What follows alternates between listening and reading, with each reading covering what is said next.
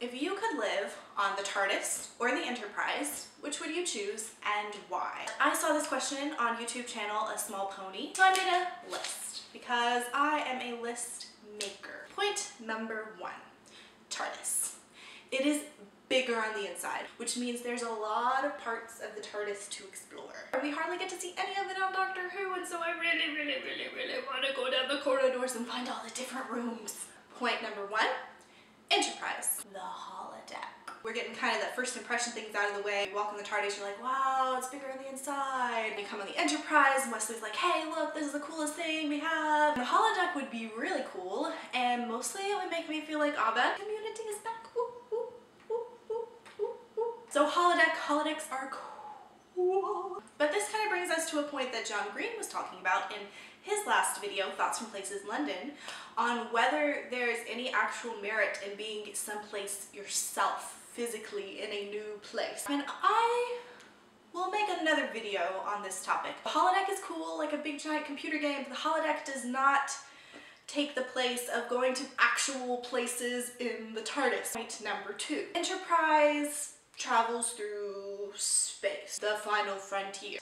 The TARDIS can not only take you through space, but also the TARDIS can travel through time, which I think is fascinating. The holodeck might be able to replicate what we think history was like. The TARDIS would take you to the actual place. Obviously, history, the way it's recorded, is not always accurate, so actually going there would be really cool, whereas like being in a simulation is kind of just like reading a book. For the TARDIS, we have a library, and libraries with real books, which is what the TARDIS would have, are so much better than computers that know everything, which is what the Enterprise has. But the thing that is kind of equally awesome that the Enterprise has is the replicator, because you can go like tea, Earl Grey, hot.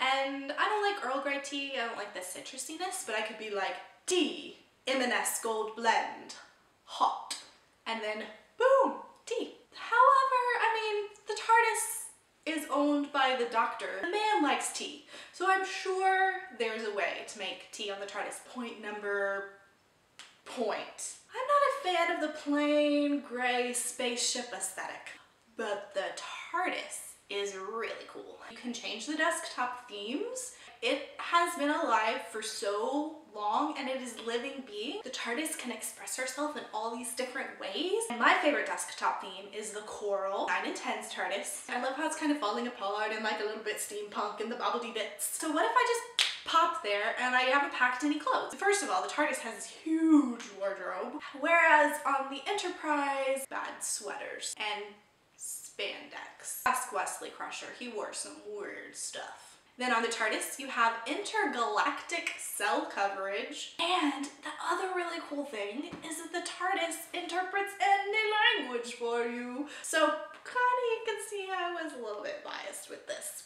But the original video was saying that he'd rather live on the Enterprise, and I was just thinking of all of the reasons why I'd rather live on the TARDIS, so I thought this video would be fun. TARDIS or Enterprise? Which would you choose? Leave a comment. If you make us a video response, it will be our first video response, and we'll have to come up with some kind of nerdy like prize thing, so get on it. See you soon, and don't forget to be awesome.